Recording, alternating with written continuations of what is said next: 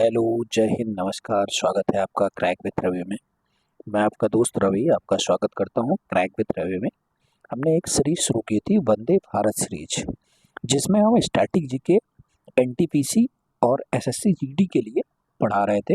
इसमें हम previous year question के साथ साथ कुछ नए क्वेश्चन भी डाल रहे हैं, करंट के क्वेश्चन को छोड़ के स्टैटिक जीके के सारे क्वेश्चन हैं। अगर आप लोग नए हैं चैनल पे तो चैनल को सब्सक्राइब जरूर कर लें, लाइक करें, शेयर करें।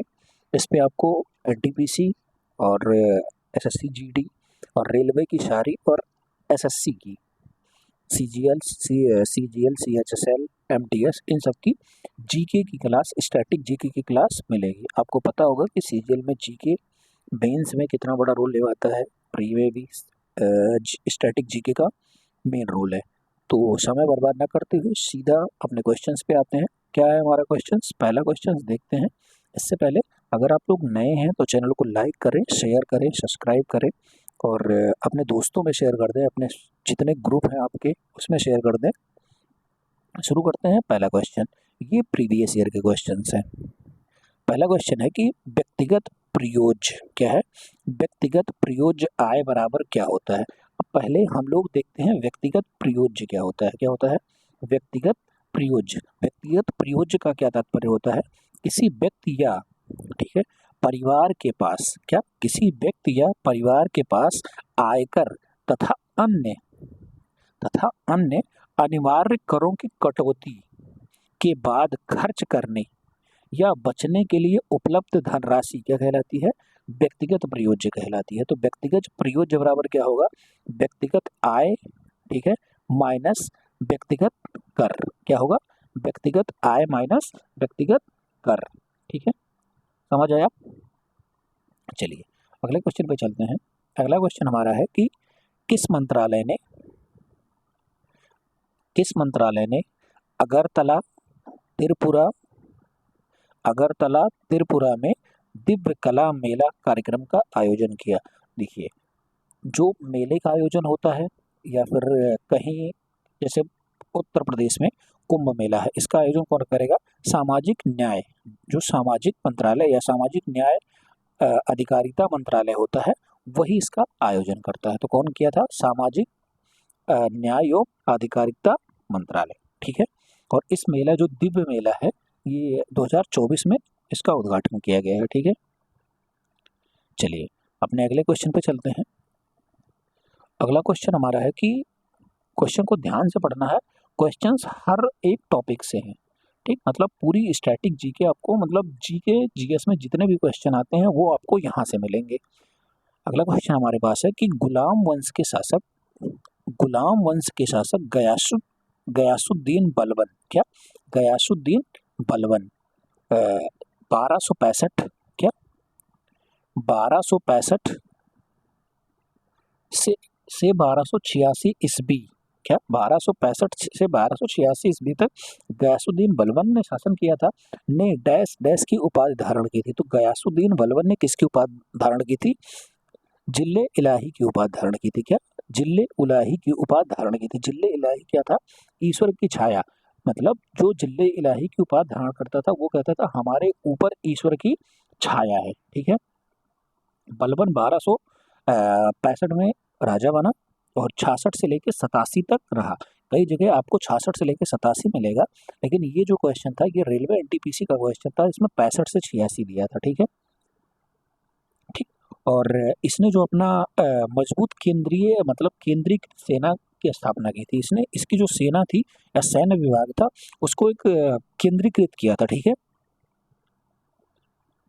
चलिए अपने अगले क्वेश्चन पे चलते हैं कि अगला क्वेश्चन हमारा है कि की भारत की कम्युनिस्ट पार्टी, क्या भारत की कम्युनिस्ट पार्टी का गठन 1920 में। ये क्वेश्चन तो यही बन गया कि भारत में कम्युनिस्ट पार्टी का गठन कब हुआ?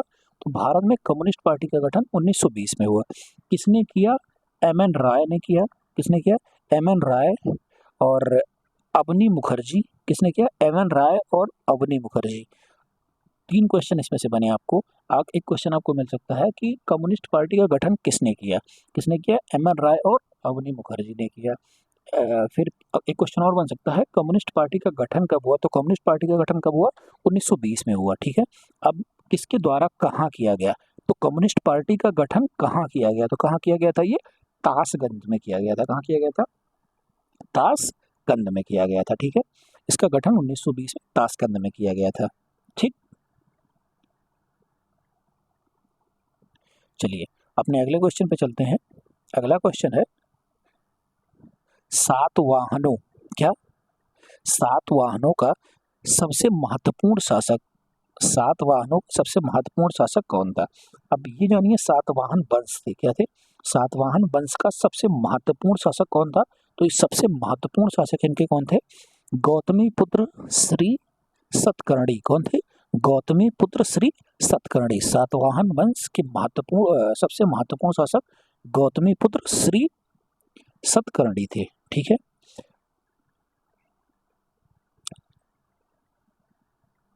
चलिए आगे चलते हैं। अगला क्वेश्चन है कि बिहार के पूर्व मुख्यमंत्री, ये करंट का क्वेश्चन है, बिहार के पूर्व मुख्यमंत्री को मरणोपरांत भारत रत्न से सम्मानित किया गया है। ये करंट का क्वेश्चन है कि हाल ही में भारत रत्न से इन्हें सम्मानित किया गया, ठीक है। तो ये कौन थे? ये कर्पूरी ठाकुर जी हैं। कौन है? कर्पूरी ठाकुर जी हैं, ठीक है। कर्पूरी ठाकुर जी पिछड़े वर्ग से आते थे। पिछड़े वर्ग के उत्थान के लिए इनको ये बिहार के मतलब उत्थान के लिए इनको भारत रत्न मिला। ये बिहार के मुख्यमंत्री भी बने थे और बिहार के मुख्यमंत्री थे कुछ दिन तक। अगला क्वेश्चन है कि हमारा, निम्नलिखित में से कौन सी जल डमरू मध्य भारत और श्रीलंका को विभाजित करता है? तो भारत और श्रीलंका को कौन सा जल डमरू मध्य विभाजित करता है? तो भारत और श्रीलंका को पाक जल डमरू मध्य विभाजित करता है। कौन विभाजित करता है? पाक जल डमरू मध्य विभाजित करता है, ठीक। या जो ये जल डमरू मध्य है, पाक जल डमरू मध्य, यह दक्षिण पूर्वी भारत और उत्तरी श्रीलंका के बीच है। कहाँ है? दक्षिणी पूर्वी भारत और उत्तरी श्रीलंका के बीच है, ठीक है। और देख ले रहे हैं कुछ और इम्पोर्टेंट जल डमरू मध्य के बारे में आपको बता रहा हूँ। जैसे स्वेज नहर है, बहुत आता है एग्जाम में, क्या? स्वेज नहर। स्वेज नहर किसको करता है? भूमध्य सागर तथा लाल सागर तक है। जो स्वेज नहर है वो भूमध्य सागर और लाल सागर को जोड़ता है। अब इसमें क्या है? सुंडा जल संधि। क्या? सुंडा जल संधि क्या है? जावा सागर और हिंद सागर को जोड़ता है। किसको? जावा सागर और हिंद सागर को जोड़ता है, ठीक। और जावा सागर और हिंद सागर को जोड़ता है, ठीक। समझ आया आपको? चलिए अगले क्वेश्चन पे चलते हैं। जलियांवाला बाग हत्याकांड के विरोध में किसने ब्रिटिश सरकार की नाइटहुड की उपाधि लौटा दी थी, वापस कर दी थी? तो किसने वापस की थी? ये रविंद्रनाथ टैगोर जी ने वापस कर दी थी। किसने वापस कर दी थी? रविंद्रनाथ टैगोर जी ने वापस कर दी थी, ठीक है। जलियांवाला बाग हत्याकांड कब हुआ था? तो 13 अप्रैल 1919 को, ठीक है। 13 अप्रैल 1919 को हुआ था। कब हुआ था? 13 अप्रैल 1919 को हुआ था, ठीक। इसके बाद रविंद्रनाथ टैगोर जी ने अपनी नाइटहुड की उपाधि वापस कर दी थी। चलिए अपने अगले क्वेश्चन पे चलते हैं। अगला क्वेश्चन हमारा है कि ग्राम पंचायत और शहरी समिति कार्यालय मतलब कार्यकाल कितना है? तो ग्राम पंचायत और शहरी समितियां, जो ग्राम पंचायत और शहरी समितियां होती हैं, इनका कार्यकाल कितने वर्ष का होता है? 5 वर्ष का होता है। कितने वर्ष का होता है? 5 वर्ष का होता है। अब आप जान लीजिए पंचायती राज किस अनुच्छेद में है? तो ये 243 के बी में है। किस में है? 243 के बी में है। किसमें है? 243 के बी में है। ये पहली बैठक की तिथि से लेके 5 वर्ष तक वैलिड होता है। क्या? पहली बैठक की तिथि से लेके 5 वर्ष तक वैलिड होता है, ठीक है। और इसके चुनाव के लिए कम से कम चुनाव लड़ने के लिए कम से कम उम्र कितनी होनी चाहिए? 21 वर्ष होनी चाहिए। कम से कम 21 वर्ष होनी चाहिए। और मतदान के लिए कम से कम 18 वर्ष होनी चाहिए। चलिए अगले क्वेश्चन पर चलते हैं। ये साइंस का क्वेश्चन है। निम्नलिखित में से किस द्रव्य का पृष्ठ तनाव सबसे अधिक होता है? तो सबसे अधिक पृष्ठ तनाव किसका होता है? सबसे अधिक पृष्ठ तनाव पानी का होता है। किसका होता है? पानी का होता है, ठीक है। पृष्ठ तनाव होता क्या है?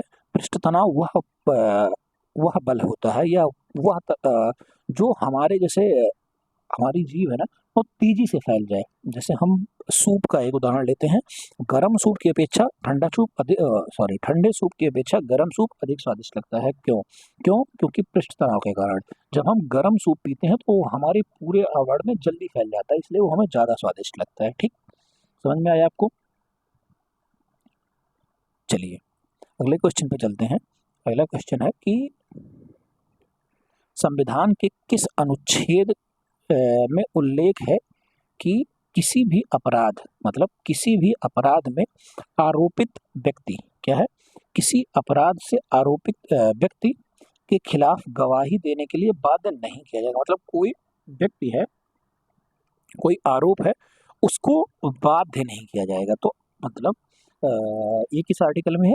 ये अनुच्छेद मौलिक अधिकार में अनुच्छेद 20 के सब आर्टिकल 3 में लिखा है। क्या लिखा है? कि किसी भी अपराध में आरोपित व्यक्ति के खिलाफ गवाही देने के लिए बाध्य नहीं किया जाएगा। मतलब पुलिस कस्टडी में उसको मार पीट के गवाही देने के लिए उसको बाध्य नहीं किया जाएगा। ठीक, 23 का 2 क्या कहता है? 23 का 2 कहता है कि इस सार्वजनिक उद्देश्यों में अनिवार्य सेवा लागू की जाएगी। ठीक है। 19 का 5 क्या कहता है? आवाजाही की स्वतंत्रता, मतलब आप कहीं भी आ जा सकते हैं, इसकी स्वतंत्रता किस में है? 19 के 5 में है। ठीक है। चलिए अगले क्वेश्चन पे चलते हैं। अगला क्वेश्चन फिर साइंस से है हमारा कि निम्नलिखित में से कौन सा यौगिक आयनिक बंधन बनाने में संभव है?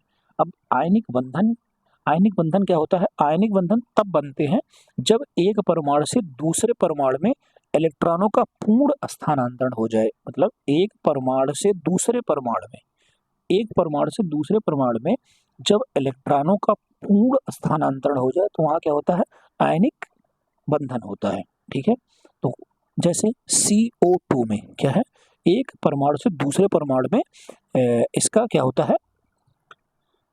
इलेक्ट्रॉनों का पूर्ण स्थानांतरण हो रहा है। ठीक, चलिए अगले क्वेश्चन पे चलते हैं अपने। अगला क्वेश्चन हमारा है, क्या लिखा है? डैश डैश सबसे गहरा स्थल रुद्ध और अच्छी सतह से संरक्षित पत्तन है। तो कौन सा पत्तन है जो सबसे गहरा भी है, मतलब गहरा है और अच्छी तरह से संरक्षित है? तो ये कौन सा है? ये विशाखापत्तनम है। क्या है? विशाखापत्तनम है। विशाखापत्तनम कहाँ है? ये आंध्र प्रदेश राज्य में स्थित है। ठीक है। इसकी गहराई कितनी है? तो इसकी गहराई लगभग 17.5 मीटर है। कितनी? 17.5 मीटर है। ठीक, चलिए अगले क्वेश्चन पे चलते हैं अपने। अगला क्वेश्चन हमारा कूट से संबंधित है। रेलवे में या SSC में कूट से भी क्वेश्चन आने लगे हैं। पहले नहीं आते थे लेकिन अब आने शुरू हो गए हैं। क्वेश्चन क्या है कि निम्नलिखित में से भौतिकी सिद्धांत का कौन सा युग्म सही है? क्या है? न्यूटन का तीसरा नियम, समान और विपरीत का नियम। क्या? समान और विपरीत बल। ठीक, दूसरा क्या है? आर्किमिडीज का सिद्धांत प्रकाश की गति से है। इसमें जो आर्किमिडीज का सिद्धांत है, आर्किमिडीज का सिद्धांत क्या था? प्रकाश की गति से संबंधित नहीं था। या क्या था? एक तरल पदार्थ के डूबने से संबंधित था। क्या? तरल पदार्थ के डूबने से संबंधित था। तो ये केवल क्या सही हो जाएगा? केवल एक सही हो जाएगा। ठीक, चलिए अगले क्वेश्चन पर चलते हैं अपना। अगला क्वेश्चन हमारा है कि बौद्ध वास्तुकला में चैत्य का अर्थ निम्नलिखित में से क्या था? तो चैत्य का, बौद्ध वास्तुकला जो थी उसमें चैत्य का अर्थ था प्रार्थना कक्ष। क्या था? प्रार्थना कक्ष। चैत्य का क्या अर्थ था? प्रार्थना कक्ष था। ठीक है। या पूजा स्थल या प्रार्थना कक्ष, ये कहाँ था? बिहार में एक मठ था, वहाँ था, और उसी को चैत्य बोला जाता था जहाँ पे वो लोग इकट्ठे होके प्रार्थना करते थे। चलिए अगला क्वेश्चन क्या है? भारत में ताड़, नारियल, केवड़ा, अगर निम्नलिखित में से किस वन के सामान्य वृक्ष हैं? मतलब ये सब कौन से वन के सामान्य वृक्ष हैं? ताड़ का वृक्ष, नारियल का वृक्ष। तो ये क्या है? मैंग्रोव वन है। ठीक है। क्या है? मैंग्रोव वन है। मैंग्रोव वन क्या होते हैं? जो ज्वार से प्रभावित तटों के क्षेत्रों में पाए जाते हैं, जहाँ पे ज्वार भाटा उत्पन्न होती है, वहाँ उस क्षेत्र में सबसे ज्यादा पाए जाते हैं। चलिए अगला क्वेश्चन देखते हैं कि राष्ट्रीय, क्या है? राष्ट्रीय ब्लैक HIV एड्स जागरूकता नाबार्ड 2024 का विषय वस्तु क्या था। पहली बात तो ये करंट का क्वेश्चन था, ठीक है, एक करंट का क्वेश्चन था, फिर भी हम आपको बता दे रहे हैं संलग्न होकर सुरक्षित होकर HIV एड्स को समाप्त करना। इसकी थीम क्या थी, इसकी थीम ये थी, एक करंट का क्वेश्चन है। चलिए अगला क्वेश्चन क्या है कि भारतीय समय मानक समय जो इंडियन स्टैंडर्ड टाइम है वो ग्रीनविच मीन टाइम से कितना आगे है, तो कितना आगे है, 5 घंटे 30 मिनट आगे है। कितना आगे है, 5 घंटे 30 मिनट आगे है। जो इंडियन स्टैंडर्ड टाइम है उसकी गणना कितने उस पे होती है, तो 82.5 डिग्री उत्तरी देशांतर पे होती है, ठीक है, ईस्ट देशांतर पे होती है, ठीक, समझ आया आपको। चलिए अगले क्वेश्चन पे चलते हैं। ओजोन परत क्या है, ओजोन परत वायुमंडल के निम्नलिखित में से किस परत में पाई जाती है। तो जो ओजोन परत है वो किस परत में पाई जाती है या किस मंडल में पाई जाती है, तो समताप मंडल में पाई जाती है। किस मंडल में पाई जाती है, समताप मंडल में पाई जाती है, ठीक है। चलिए अगले क्वेश्चन पे चलते हैं। अगला क्वेश्चन हमारा है सोवना नारायण। सोवना नारायण एक प्रसिद्ध नर्तकी हैं। तो ये सोवना नारायण एक प्रसिद्ध नर्तकी हैं। तो ये किस डांस से संबंधित है, तो ये किससे संबंधित है, ये कथक से संबंधित है। किससे संबंधित है, कथक से संबंधित है, ठीक है। किससे संबंधित है, कथक से संबंधित है। इनको पद्मश्री पुरस्कार भी दिया गया है। क्या, पद्मश्री पुरस्कार भी दिया गया है, ठीक है। कुछ और बता दे रहा हूँ, जैसे मणिपुरी से सबसे फेमस कौन है, झावेरी बहनें हैं। क्या है, झावेरी बहन, दर्शना झावेरी और गुरु बिपिन सिंह, ये सब किससे हैं, मणिपुर से हैं। कुचिपुड़ी से कौन है, यामिनी रेड्डी, बहुत पूछी जाती है। कुचिपुड़ी से यामिनी रेड्डी, ये एग्जाम में बहुत आती हैं, इनका यही नाम आता है। यामिनी रेड्डी किससे संबंधित है, कुचिपुड़ी से संबंधित है। ओडिसी से कौन संबंधित है, तो ओडिसी से केलुचरण महापात्रा का नाम सुना होगा आपने। इन्हीं के उससे केलुचरण महापात्रा, क्या, महापात्र, ठीक है। केलुचरण महापात्र किससे संबंधित है, ओडिसी से संबंधित है, ठीक है। और कथक से तो आपने सोवना नारायण को देखा ही। इसके बाद बिरजू महाराज भी हैं। कौन है, बिरजू महाराज भी हैं, पंडित दुर्गालाल भी हैं। ये सब किससे हैं, कथक से हैं। चलिए अगले क्वेश्चन पे चलते हैं। अगला क्वेश्चन है कि भगत सिंह और कौन, भगत सिंह और बी के दत्त ने केंद्रीय विधानसभा में बम फेंका था। तो भगत सिंह और बी के दत्त ने कब केंद्रीय विधानसभा में बम फेंका था, 8 अप्रैल 1929 को। कब फेंका था, 8 अप्रैल 1929 को भगत सिंह और बी के दत्त ने केंद्रीय विधानसभा में बम फेंका था। वो हिंदुस्तान रिपब्लिक क्या थे, हिंदुस्तान सोशलिस्ट रिपब्लिक एसोसिएशन के सदस्य थे। किसके, हिंदुस्तान सोशलिस्ट रिपब्लिकन एसोसिएशन के सदस्य थे, ठीक। भगत सिंह के बारे में आप जानते होंगे। भगत सिंह का जन्म कब हुआ था, 1926 में, सॉरी, उन्होंने मार्च 1926 में क्या किया था, नवजवान सभा की स्थापना की थी। भगत सिंह ने मार्च 1926 में नवजवान सभा की स्थापना की थी। चलिए आगे चलते हैं। न्यायमूर्ति ऋतु बाहरी को किस उच्च न्यायालय की पहली महिला न्यायाधीश नियुक्त किया गया है। तो ऋतु बाहरी जो है, ऋतु बाहरी, इनको उत्तराखंड की पहली महिला मुख्य न्यायाधीश नियुक्त किया गया है, ठीक है। चलिए अगला क्वेश्चन क्या है, अगला क्वेश्चन हमारा है आहार नाल, साइंस से है। आहार नाल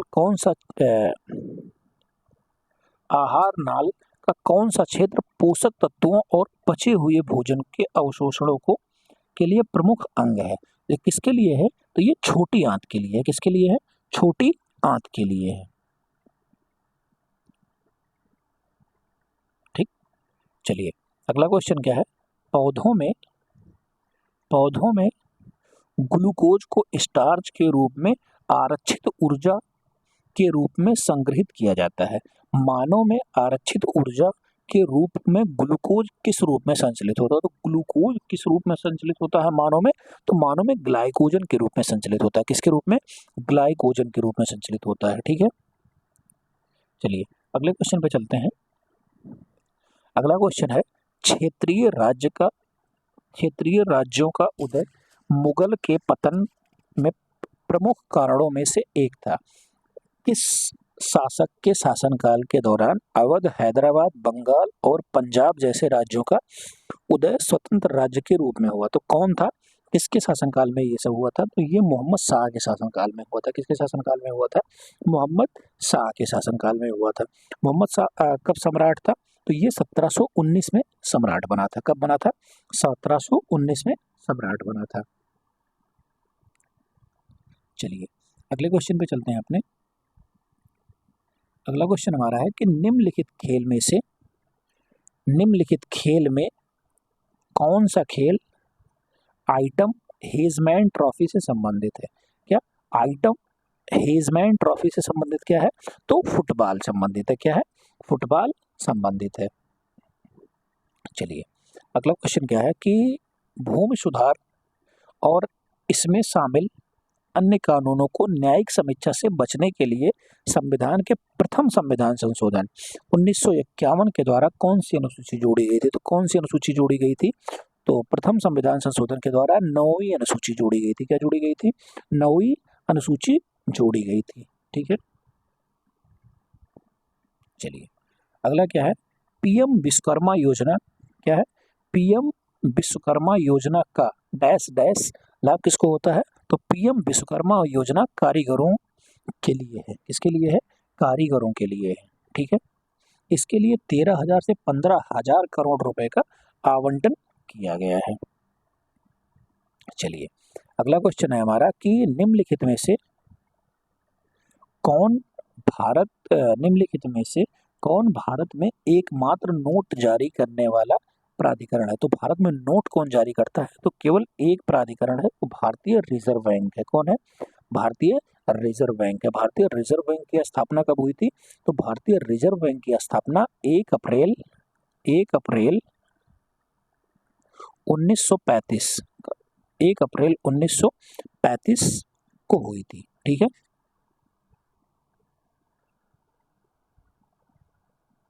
चलिए अगले क्वेश्चन पे चलते हैं अपने कि क्या है, कौटिल्य की सहायता से किसने 322 ईसा पूर्व में अंतिम नंद शासक घनानंद को उखाड़ फेंका था? तो कौटिल्य की सहायता से किसने? चंद्रगुप्त मौर्य ने। क्या किया था? चंद्रगुप्त मौर्य ने कौटिल्य की सहायता से घनानंद को उसके शासन से उखाड़ फेंका था। ठीक है, उन्होंने 25 वर्ष की छोटी उम्र में नंद वंश के अंतिम शासक कौन? चंद्रगुप्त मौर्य 25 वर्ष की छोटी उम्र में घनानंद को हरा दिए थे। ठीक, ये रहे आज के वीडियो के अंतिम क्वेश्चन। अगर आपको वीडियो या उसकी व्याख्या अच्छी लग रही है तो आप चैनल को सब्सक्राइब जरूर करें, लाइक करें, शेयर करें अपने दोस्तों में। मिलते हैं आपसे अगली वीडियो में, तब तक के लिए धन्यवाद। जय हिंद। आप अपना ख्याल रखिएगा।